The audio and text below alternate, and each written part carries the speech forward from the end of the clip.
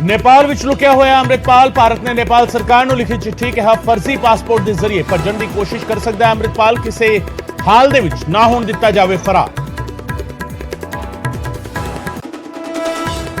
ਅਮਰਿਤਪਾਲ ਨੂੰ ਲੈ ਕੇ high court ਦੇ ਵਿੱਚ ਅੱਜ ਅਹਿਮ ਸੁਣਵਾਈ। ਪੰਜਾਬ ਸਰਕਾਰ ਦੇਵੇਗੀ ਜਵਾਬ। ਪਟੀਸ਼ਨਕਰਤਾ ਨੇ ਅਮਰਿਤਪਾਲ ਨੂੰ ਪੇਸ਼ ਕਰਨ ਦੀ ਕੀਤੀ ਹੈ ਮੰਗ।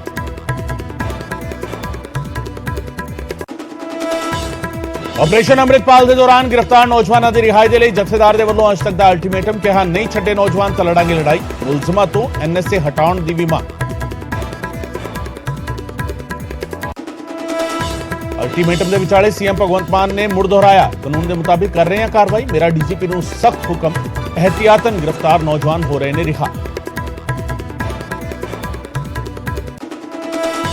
ਅੱਜ ਮੰਤਰੀਆਂ ਤੋਂ ਕੰਮਕਾਜ ਦਾ ਫੀਡਬੈਕ ਲੈਣਗੇ ਸੀਐਮ ਮਾਨ। ਸਵੇਰੇ 11 ਵਜੇ ਹੋਵੇਗੀ ਮੀਟਿੰਗ, ਸਾਰੇ ਮਹਿਕਮਿਆਂ ਦੀ ਕਰਨਗੇ ਸਮੀਖਿਆ। ਡਰੱਗਸ ਮਾਮਲੇ ਨੂੰ ਲੈ ਕੇ ਅੱਜ ਹਾਈ ਕੋਰਟ ਦੇ ਵਿੱਚ ਅਹਿਮ ਸੁਣਵਾਈ। 3 ਸੀਲਬੰਦ ਰਿਪੋਰਟਾਂ ਨੂੰ ਖੋਲ ਸਕਦੀ ਹੈ ਕੋਰਟ।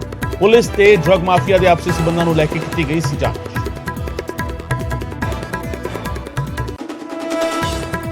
ਅਮਰੀਕਾ ਦੇ ਸਕੂਲ ਦੇ ਵਿੱਚ ਫੇਰ ਚੱਲੀਆਂ ਗੋਲੀਆਂ। ਟੈਨੇਸੀ ਦੇ ਸਕੂਲ ਦੇ ਵਿੱਚ महिला ने की ताबड़तोड़ फायरिंग, बच्चों सने 7 की मौत, कई जख्मी। बरनाला विच किसानां दे धरने दे विच बड़ी तेज रफ्तार जीप, जोरदार टक्कर दे नाल पलटी ट्राली, वाल-वाल बची महिला दी जान।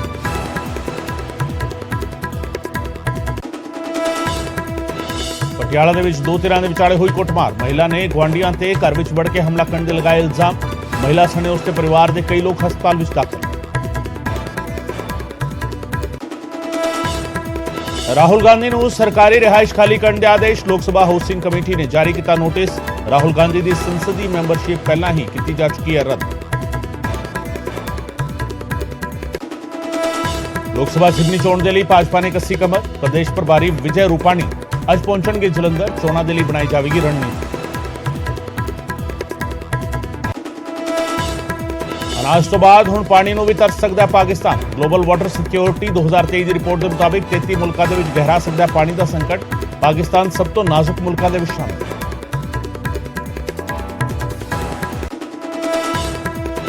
USA विच पंजाबण ने वधाया मान। 37 साला मनमीत कोलन बनी सहायक पुलिस मुखी। गृह मामलों के विभाग दे विच लेफ्टिनेंट रह चुकी है मनमीत।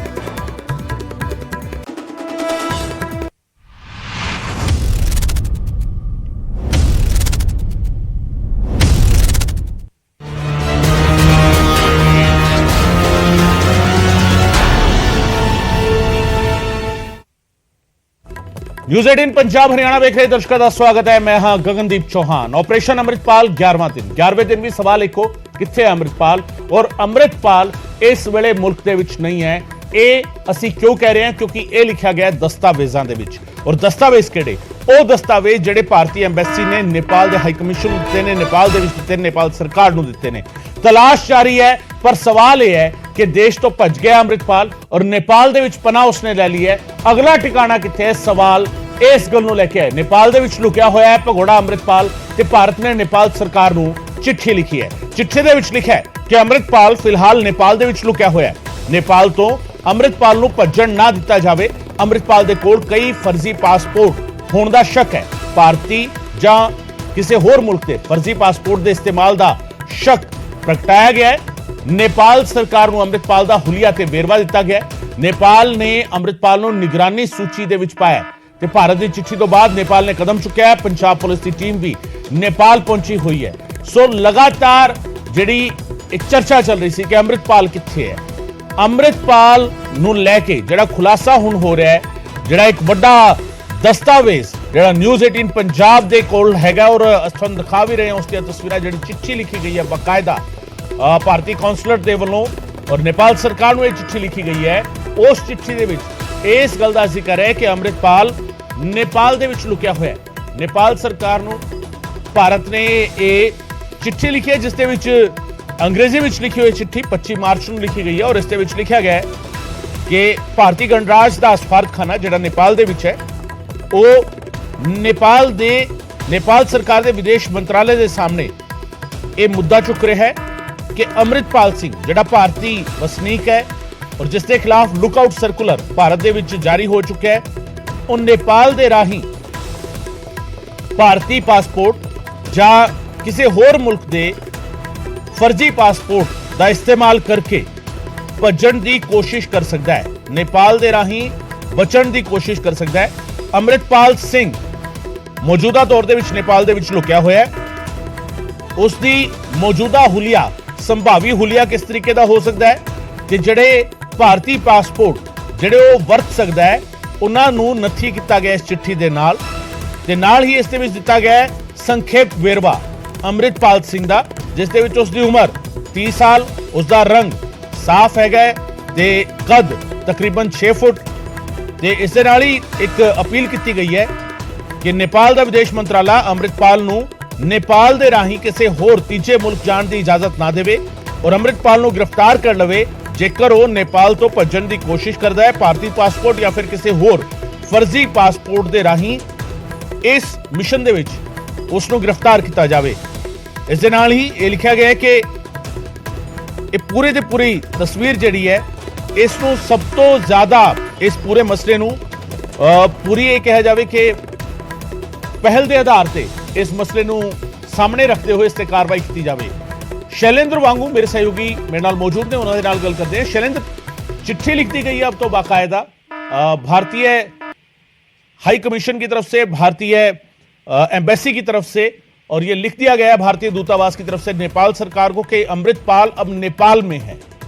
क्या अब ये मान लिया जाए कि भारत में जो उसकी तलाश चल रही थी अब उस पर विराम और अब नेपाल की तरफ नजरें? देखिए, ये गगन चिट्ठी लिखी गई है 25 मार्च को और इस चिट्ठी में कहा गया है कि अमृतपाल नेपाल में छुपा हुआ है। हालांकि हम ये देख पा रहे हैं कि पिछले कुछ हफ्ते भर से हम देख रहे हैं कि लगातार अमृतपाल की जो लोकेशन है वो बदल रही है। पुलिस लगातार पीछा कर रही है। दिल्ली में भी तलाशी की गई थी, लेकिन अभी तक अमृतपाल पकड़ में नहीं आया है।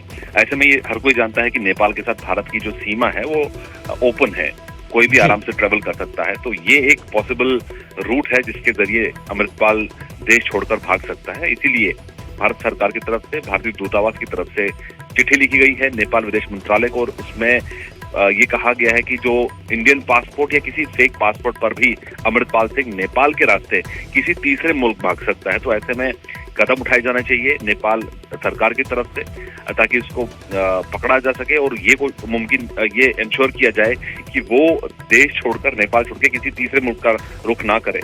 और ऐसे में ये भी कहा गया है कि अगर जरूरत पड़े तो नेपाल उसे अरेस्ट भी करे अगर वो इस तरह की हरकत करता है। और जैसे कि आपने बताया कि इसमें ब्रीफ भी किया गया है अमृतपाल सिंह के हुलिये के बारे में, तो ये फिलहाल इनपुट्स है कि अमृतपाल सिंह जो है वो नेपाल में छुपा हो सकता है। हालांकि इस चिट्ठी में साफ कहा गया है कि वो नेपाल में छुपा हुआ है, लेकिन अभी ये क्लियर नहीं है कि वो नेपाल में वो कहाँ है, और उसको ट्रेस करने के लिए लगातार कोशिश की जा रही है। माना जा रहा है कि स्पेशल टीम्स जो हैं वो पहले से ही लुकआउट पर हैं और लुकआउट सर्कुलर भी जारी किया गया है अमृतपाल सिंह के खिलाफ। तो ऐसे में लगातार कोशिश जारी है, हर मुमकिन कोशिश जारी है अमृतपाल सिंह को ट्रेस करने की, और इसी सिलसिले में ये चिट्ठी लिखी गई। शैलेंद्र, एक सवाल और है यहाँ। नेपाल को हम मानते रहे हैं कि सेफर एग्जिट रहा है अक्सर अपराधियों के लिए, फिर वो चाहे अंडरवर्ल्ड के डॉन रहे हों या गैंगस्टर रहे हों, नेपाल के जरिए पूरी दुनिया तक वो पहुंचने की कोशिश करते हैं और पूरी दुनिया के किसी भी देश में जा पाते हैं।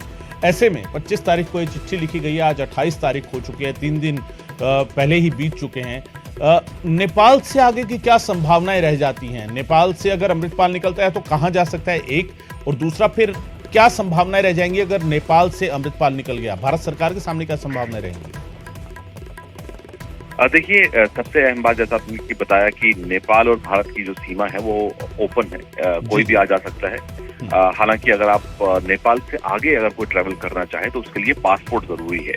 नेपाल से अगर तीसरे मुल्क की तरफ जाना चाहे, लेकिन क्योंकि नेपाल एक मुल्क है, नेपाल एक अलग कंट्री है और वहाँ पर इंटरनेशनल एयरपोर्ट है, तो वहाँ से दुनिया भर की फ्लाइट्स जाती हैं दुनिया के अलग अलग देशों में। तो ऐसे में ये कह पाना मुश्किल होगा कि अगर अमृतपाल नेपाल से आगे निकलता है तो कहाँ जाएगा, ये अभी साफ नहीं है। आपको ये भी बता दें कि जो IC-814 जिसका हाईजैकिंग हुई थी आज से कुछ साल पहले, वो भी नेपाल से ही हुआ था।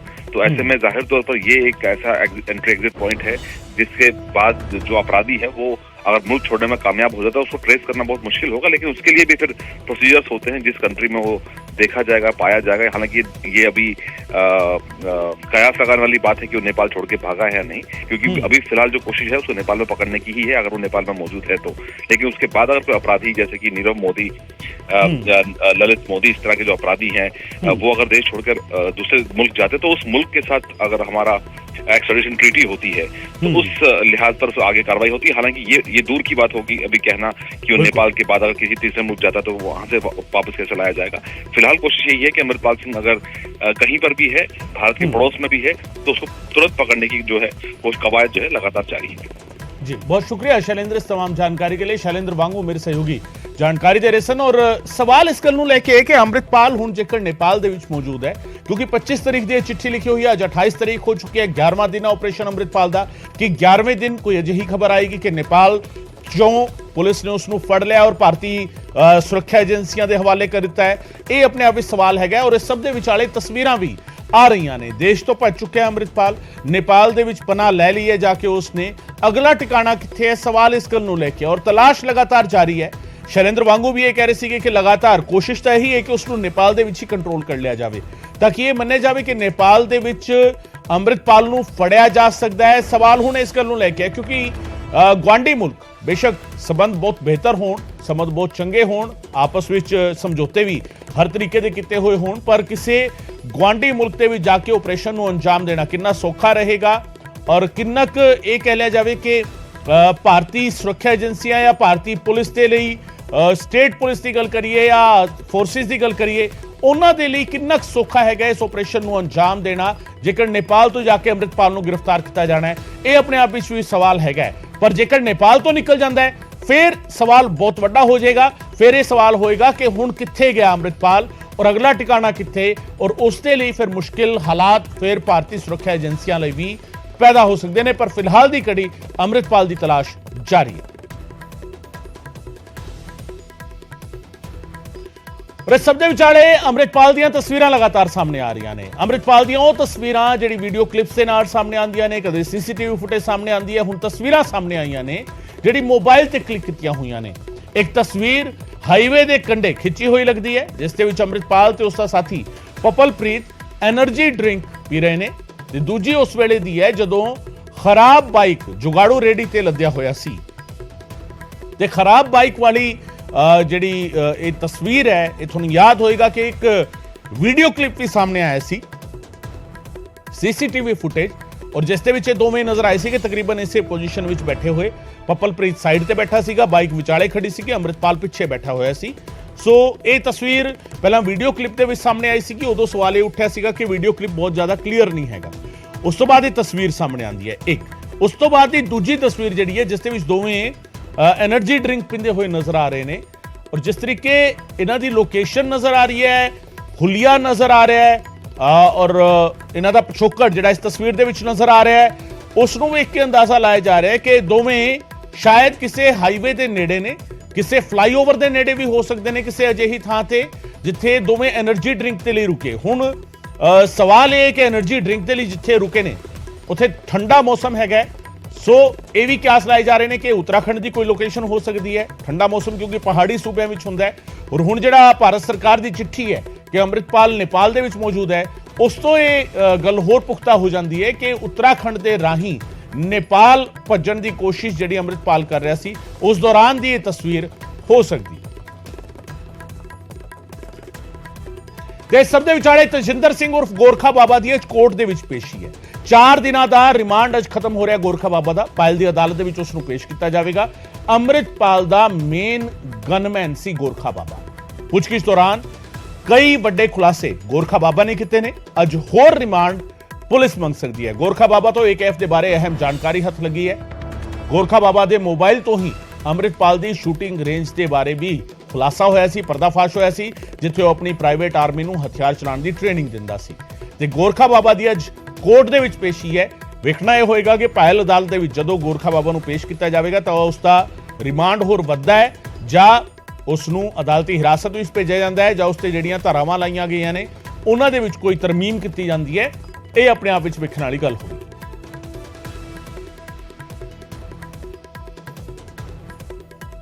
ਉਧਰ ਅੰਮ੍ਰਿਤਪਾਲ ਨੂੰ ਲੈ ਕੇ ਹਾਈ ਕੋਰਟ ਦੇ ਵਿੱਚ ਅੱਜ ਅਹਿਮ ਸੁਣਵਾਈ ਹੈ। ਅੱਜ ਕੋਰਟ ਦੇ ਵਿੱਚ ਪੰਜਾਬ ਸਰਕਾਰ ਜਵਾਬ ਦਾਖਲ ਕਰੇਗੀ, ਜਵਾਬ ਦੇਵੇਗੀ। ਅੰਮ੍ਰਿਤਪਾਲ ਨੂੰ ਕੋਰਟ ਦੇ ਵਿੱਚ ਪੇਸ਼ ਕਰਨ ਦੀ ਮੰਗ ਕੀਤੀ ਗਈ ਸੀ।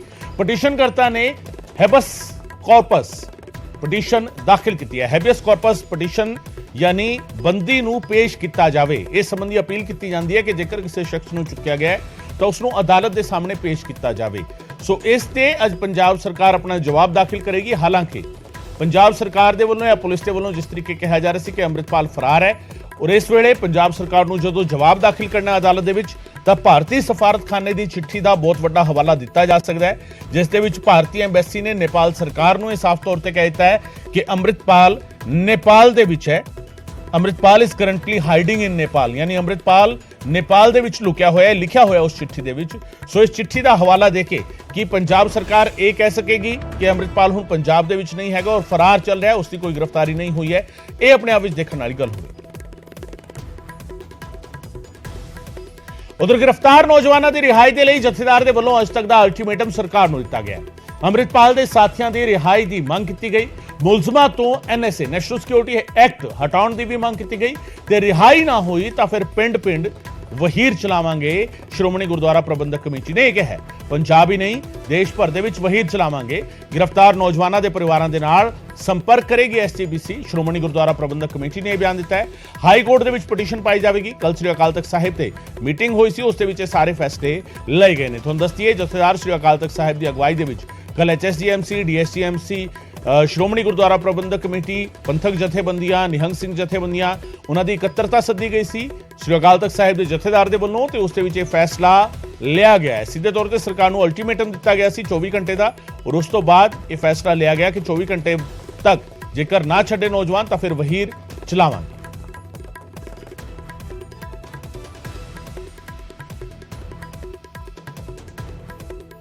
ਸੰਗਤਾਂ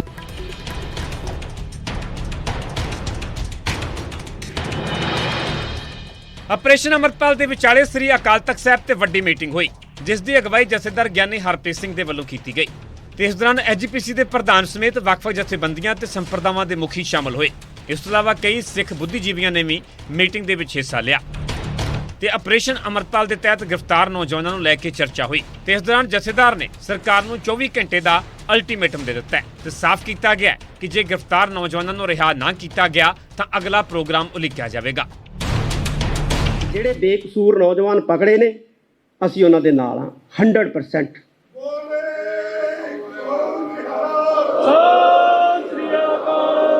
ਕੋਈ ਇਹ ਨਾ ਸਮਝੇ ਵੀ ਪਤਾ ਨਹੀਂ ਨਾਲ ਹੈਗੇ ਆ ਕਿ ਨਹੀਂ ਹੈਗੇ ਅਸੀਂ ਉਹਨਾਂ ਦੇ ਨਾਲ ਹਾਂ।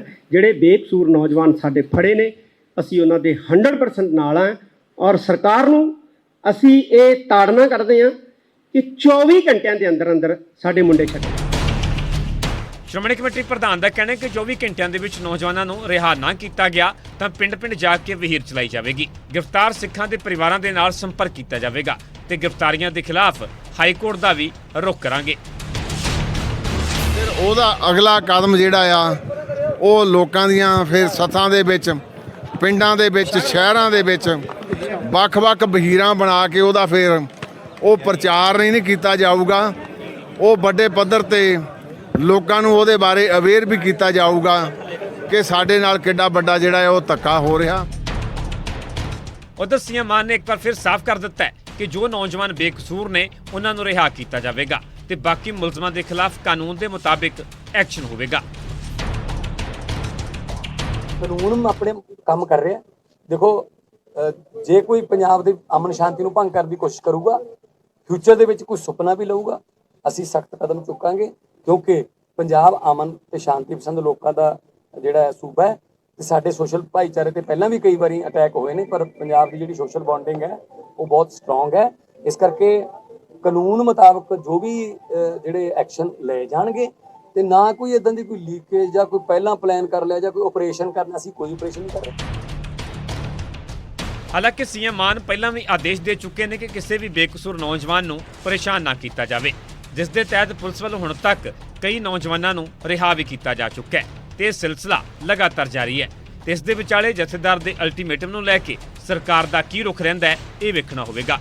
ਅੰਮ੍ਰਿਤਸਰ ਤੋਂ ਰਾਜੀਵ ਸ਼ਰਮਾ, ਨਿਊਜ਼ 18 ਪੰਜਾਬ।